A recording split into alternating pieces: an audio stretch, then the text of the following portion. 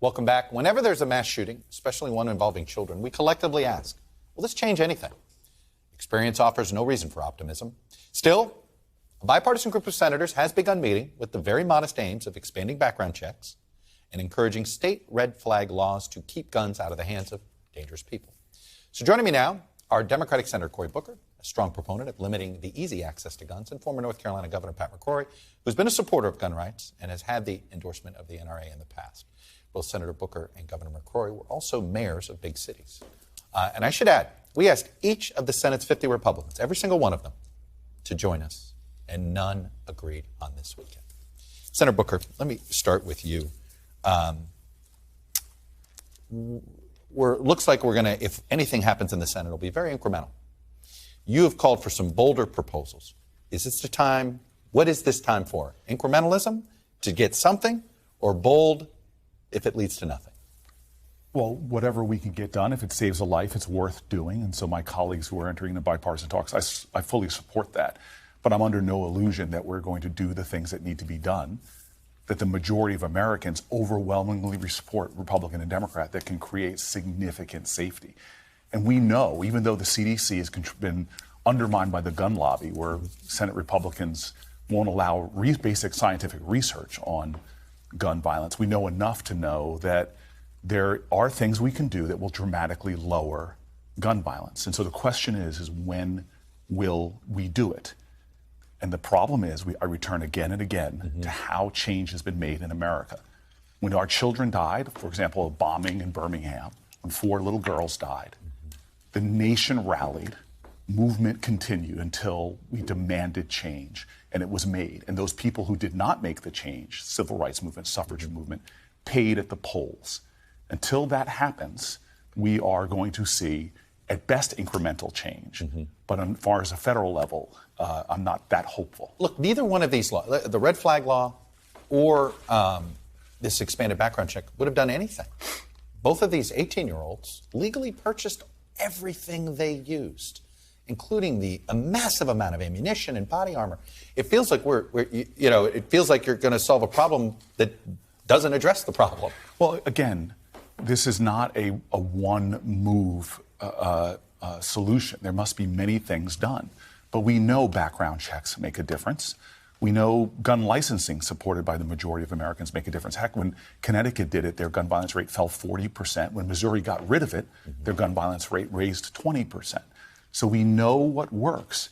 But I am sorry, we are at a point in this nation where we are going to have to mobilize a greater movement. Just expressing regret or sorrow, until the redemptive power of the love for all of our children is greater than the destructive power of the love of our guns and money and power, until that redemptive love of our children turns into action, then nothing is going to change. And so many generations before us knew this, as Frederick Douglass says. Power concedes nothing without a demand. If there's no struggle, there is no progress. We have got to begin to hold our congressional leaders more accountable for change. What role should the White House play here? It looks like right now they want to play, they're standing back, and the president's not going to get involved in these talks because he wants to see what happens. But, we're getting to a point where I've heard from a lot of Democrats on the road who are sitting there going, voting rights, nothing. Gun violence, nothing. Abortion rights, nothing. How concerned are you that there's this appearance? It's not just an appearance anymore. Congress is just functionally inept, incapable of dealing with the major problems facing this country. Well, first of all, when we say nothing has changed, it is a diffusing comment because things are changing. The kids from Parkland, the Gabby Giffords organization, Moms Demand Action, they have changed dozens and dozens of laws all around this country, state after state, that is making a difference. That movement is growing. And I say it's like judging the 1950s civil rights movement as not great. It took this is decades long, you believe? Sometimes longer. We just passed legislation to make lynching illegal. It took a century to do it. But I think this is a movement that is growing. And I think what we need now is not professions of impotency or despair. We need people that are going to choose to do the hard work of organizing and galvanizing, like the civil rights movement, the suffrage movement, the LGBTQ movement. To save our children's lives, we have to have people get off the sidelines and get into the arena. I want to ask you a quick question on police reform. Your negotiating partner here, Tim Scott, Republican from South Carolina, put out an interesting, what I would call a backhanded compliment on the president's executive orders. He seemed to be supportive of them, and he simply said, the fact is Democrats used a filibuster they call racist to block my reforms that they're now embracing. It was a qualified immunity. Was that the sticking point and why you guys were in agreement on about 80% of this, but that was the breaking point? No, I mean, this is just like the issue we're talking about now. There's so much wide agreement. I was able to get the FOP, who represents the majority of police officers in America. We were able to come together around a bill. The International Association of Chiefs of Police come together around a bill. We should stop talking about the margins in this country. There are so many issues, from police reform to common sense gun safety, that the majority of us agree on it. But that's not enough. There has got to be more activism and engagement, or we're going to lose our precious democracy.